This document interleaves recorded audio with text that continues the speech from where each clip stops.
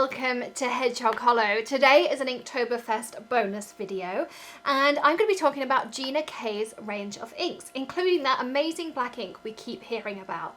We're going to be testing it with some different stamps and some different mediums, and you'll get my thoughts on the different colours and of course that amazing black ink too. So let's get started. So these are the colours that Gina sent me. She also sent me her Amalgam ink, if you haven't heard about that. It's her new black ink. We actually have some photo gremlins who ate my first video that I recorded of this. So I have actually now tried them. That was the first time I tried them in that video. And I absolutely love them. I'm going to do it all again and show you some of the different things that we worked with and some of the really fun things I found that you could do with these inks, and so many different ways you can use them and why that amalgam ink is so special. So let's hope this one works for you. The first thing I'm going to grab is Gina's Wreath building stencil. All those links are in the description below for you. You get 2 stencils in your pack here. This one takes a 3 3/4 inch square piece of cardstock. This one takes a 4-inch square piece of cardstock, so you can choose whichever one you want to go with. And so I drew on the last video the arrows, so it just tells you what order to rotate your cardstock in. And I did this when I did my Concord and Ninth How to Use a Turnabout stamp set in that top right hand corner right now. And the reason I put the arrows on is so that I always know what way I'm rotating my cardstock, because I have children, so sometimes I get interrupted in the middle of making a card. Sometimes I just completely forget, and sometimes I walk away and come back to making a card and I can't necessarily remember where I've got to, but by having those arrows in there, it makes it super simple. Now, one thing I did do last time was I made a slight boo-boo, is this moved when I was turning my cardstock and I didn't realise. So this time I'm going to just put a little bit of my Tamiya tape that I use, and that just keeps it in the same place. So it's more just for me because that happened to me last time, and we're working with the smaller size. So here I have a 3 3/4 inch square piece of cardstock, and you see that fits in there really nicely. And we're going to be working with Gina's Mandala Maker stamp set. This is the first stamp set designed by her daughter Neenah. And I absolutely love how this works, and there's so many fun things you can do with it. You can create sort of like the old spirographs with it. You can just make mandala patterns with it. You can build it in so many different ways. And the first thing I'm going to do is I'm going to put this in the center.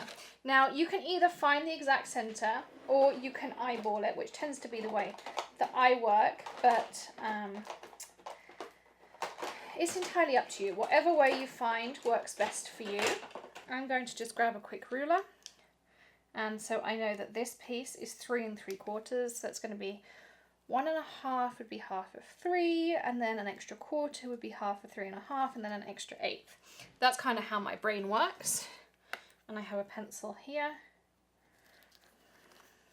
And I'm going to do the same in the other direction. Because 1 1/2 plus a 1/4 plus an 1/8.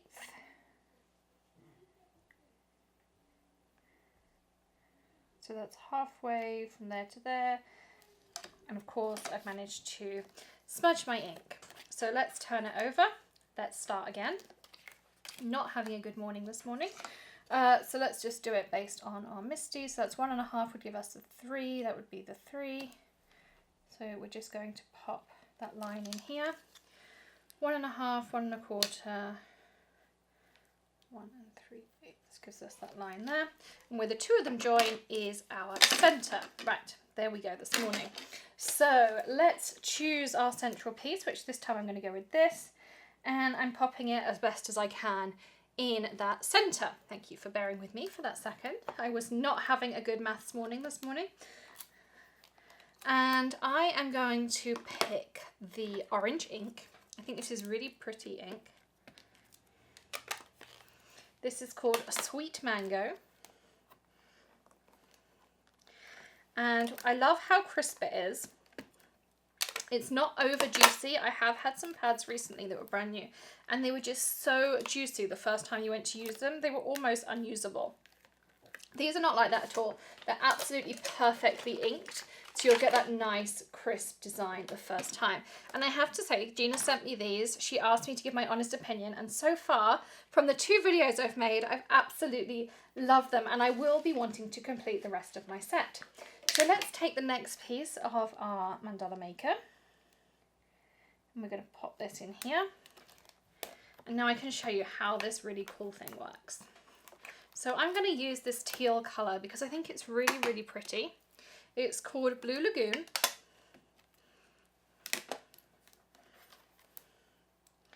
And so what we can do is we stamp, we move the corner 45 degrees. So this corner that was here, I've now moved to this point here. We re-ink our stamp. Make sure it's nicely in our stencil. And we're going to go again. And then we're going to move that corner to this corner. And so what you're going to do is create a symmetrical design, and you're going to end up with some really fun effects in here. Now you can make these line up however you want them to line up. It's whatever you like for your particular use. I'm just playing around. As I say, this is brand new. I don't actually own this wreath maker. Hannah had bought this and the mandala maker stamp set, and when I went to do Gina's video, I asked if I could borrow it. I did kind of threaten that I might not give it back after I tried the first time doing this video. I loved it so much, so I think I'll have to be placing an order with Gina this afternoon, because this is just an awesome stamp set. So you can see how easy this is coming together, and you can imagine having to do this on your own and having to work it out and whatnot. That would not be fun. So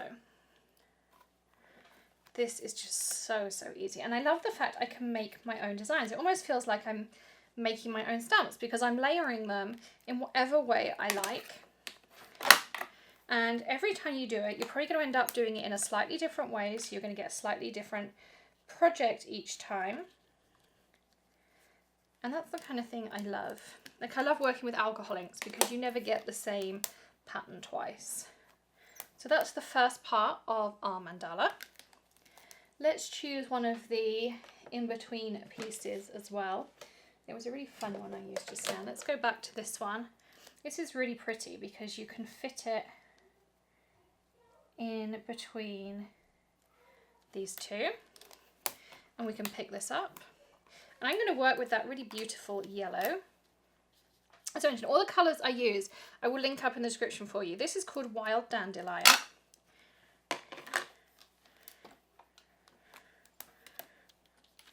And I'll show you the other one I made too, so you can see a totally different version. But how easy is this? It's an awesome little tool.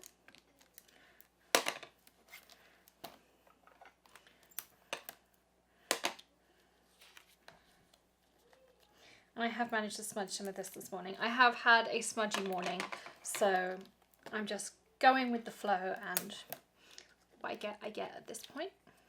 Particularly as the video editing gods decided to eat this first video we did for you. So this is the final day of Inktoberfest. We'll make sure at the end of the video we link up the Inktoberfest playlist we're creating with everyone's videos from the whole month. We will be doing this again next year. Today there's an entire 20% off the Tonic store, so for the final day we're celebrating with that. We also are going to be having a very special event in November over on the Tonic Studios page on their social media. So you'll want to check out our Facebook Live tonight at 8 PM Eastern, and we will be having some fun over there too. But look how cool that comes out. Where's the one I did for the first? This was the first one I did, and this is where I said that I made that boo-boo and I moved that tool out there. We've also had this month the Save the Crafty YouTuber hop as well, so it's been a really busy month. It's been a really fun month creating so much content, finding out new things, playing with inks that I maybe hadn't gotten out in a while.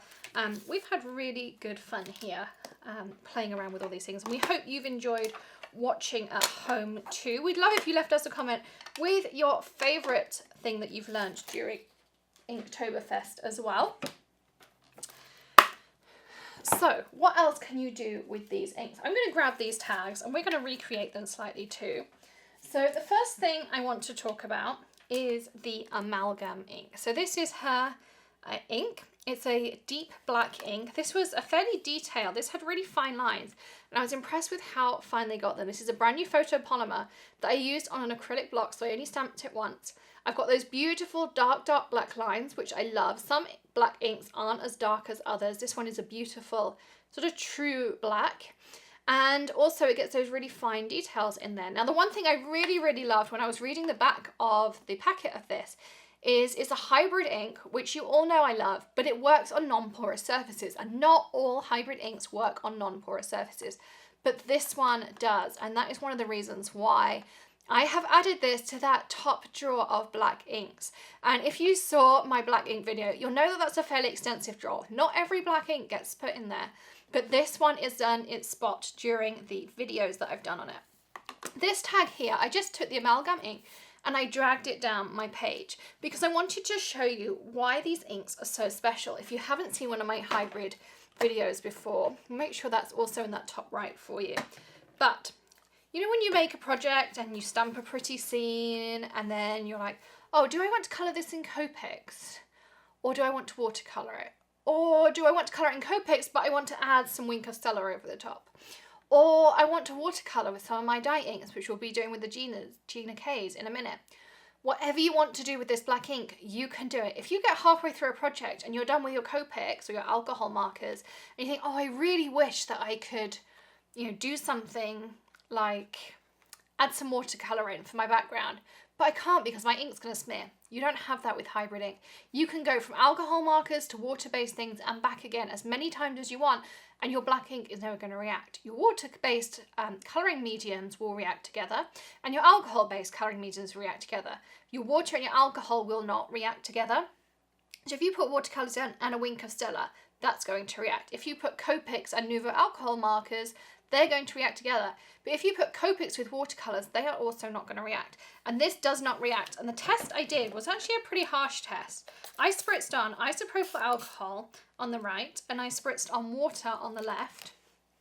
And it doesn't react with either. I'll dry this so you can see that we're not going to have any kind of spidering or haze, any kind of fuzz that comes out from either of these ends.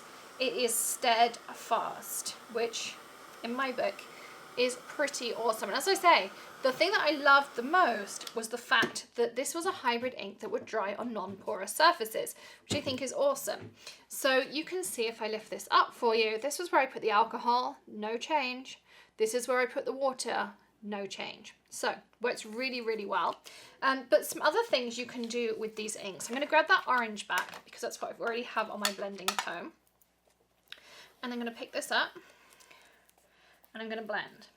Now, I was mentioning before that my test for whether an ink will blend nicely is by using these foams. These foams are not my favourite to blend with. I know some people absolutely love them. I much prefer working with a brush than working with a foam. However, I'll blend this a little bit for you. And I'm going to lift it up. That's the one I've just done. This is the one I did earlier. And they blend so creamily. You don't get marks or anything in them. And if I, just now I had a little bit of a sponge edge because I hadn't put enough onto my mat first. And it blended straight out again. So I absolutely love, and you can get beautiful shading. That there is really intense and it fades out to really light. So that works beautifully. So you can also blend with these inks. So more bang for your crafty buck because you can blend with them. The other thing you can do is watercolor with them. So if you have lots of dye inks, you can do this with most dye inks. Some don't work, but these worked beautifully. The intensity of the color stayed there.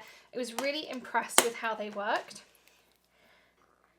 And so I'm going to just put some water down with my water brush.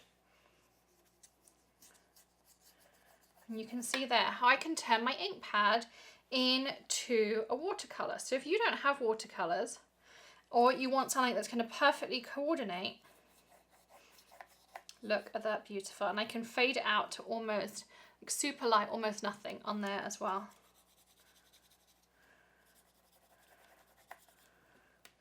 So I absolutely love how they've reacted with that. As I say, you can do this with a majority of dye inks, but some lose a lot of their colour intensity as soon as you put a drop of water near them. This one hasn't lost any of that colour intensity. I've done it a couple of times. I get the same gorgeous results. I've now applied alcohol and water to this twice. Again, no reaction whatsoever. Beautiful, dark, crisp lines as well using that amalgam ink. And of course, we have this beautiful crisp stamping, and I will just turn these, I'll put holes in them and turn them into tags so that I have a reference that I can put on my tag ring, which if you watch any of the other Inktoberfest videos, I've been creating a tag every day, or pieces of paper that I've turned into a tag, and I put these on the ring. So at the end of Inktoberfest tonight, I have probably 60 or 70 tags in total, created with all these different techniques, different inks, different ideas and things, so that I can just play around with these. And again, as I mentioned, we'll be having another event over on Tonic Studios for November, which you're not going to want to miss. Loads of inspiration with all your favourite crafters there as well. Thank you to all of our special guests throughout Inktoberfest 2018. You can be sure we'll be back for 2019. Don't forget to hit that subscribe button and ring the bell so that you get notifications of future videos from us. As I mentioned, that Inktoberfest playlist is in that top right hand corner. I'll be adding everyone else's videos to it as well for you. And don't forget to give us a thumbs up if you enjoyed today's video, and we'd love it if you left us a comment telling us your favourite technique that you've learned during Inktoberfest 2018. We'll see you again very soon. Happy stamping! Bye!